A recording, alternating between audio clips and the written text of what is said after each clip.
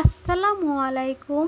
ইলিশ মাছের প্রত্যেকটি রেসিপি অনেক মজা হয়। আমার এই রেসিপিটির বিশেষত্ব হচ্ছে খুব সহজে এবং তাড়াতাড়ি রান্না করা যায়, আর সেটা হচ্ছে ইলিশ মাছের দো পেঁয়াজা। ইলিশ মাছের দো পেঁয়াজা করার জন্য এখানে আমি 3 টুকরা ইলিশ মাছ নিয়েছি। মাছের টুকরাটা করা ফ্যাক না, যে যার মতো করে মাছের টুকরা করে নিতে পারেন। এবার এই মাছগুলোকে আমি সামান্য হলুদ, সামান্য লবণ দিয়ে মেখে নিচ্ছি।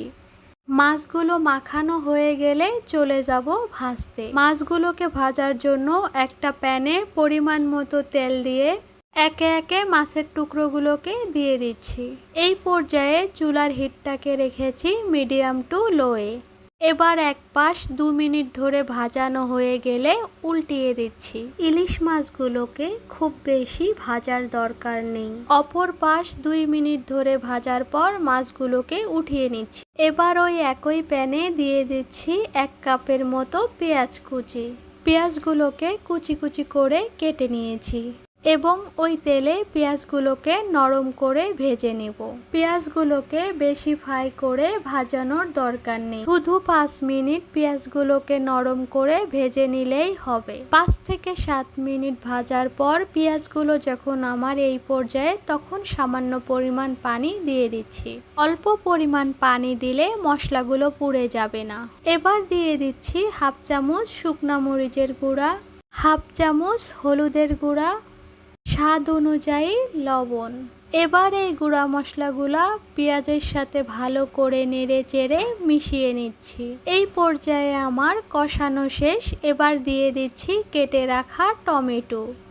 আপনাদের পছন্দ অনুযায়ী টমেটো দিতেও পারেন কিংবা নাও দিতে পারেন। এবার সামান্য পরিমাণ পানি দিয়ে টমেটোগুলোকে কষিয়ে নেব, টমেটোগুলো যাতে নরম হয়ে যায়। কষানো শেষ হয়ে গেলে এবার দিয়ে দিচ্ছি 2 মিনিটের জন্য ঢাকনা। 2 মিনিট পরে ঢাকনাটিকে খুলিয়ে মশলাগুলোর থেকে তেল বেরিয়ে এসেছে। এই পর্যায়ে দিয়ে দিচ্ছি আগে থেকে ভেজে রাখা মাছগুলোকে। মাছগুলোকে দেওয়ার পর একটু নেড়ে চেড়ে দিয়ে দিচ্ছি পরিমাণ মতো পানি, আর এই পানি দিয়েই সিদ্ধ হয়ে যাবে মাছগুলো।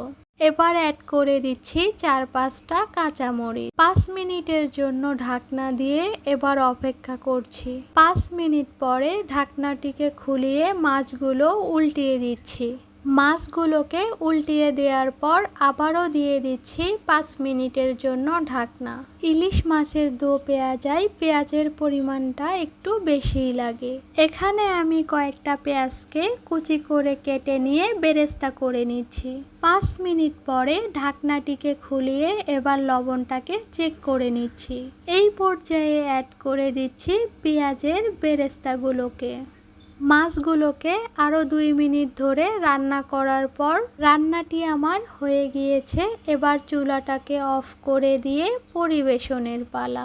দেখুন কত সহজে রান্না করে নিলাম ইলিশ মাছের দো পেঁয়াজা। ইলিশ মাছের সব রান্নার মধ্যে এই রান্নাটি সব থেকে বেশি সহজ। আমার এই রেসিপিটি আপনাদের কেমন লেগেছে জানাবেন। ভালো লেগে থাকলে একটা লাইক, কমেন্ট করতে ভুলবেন না। আল্লাহ হাফেজ।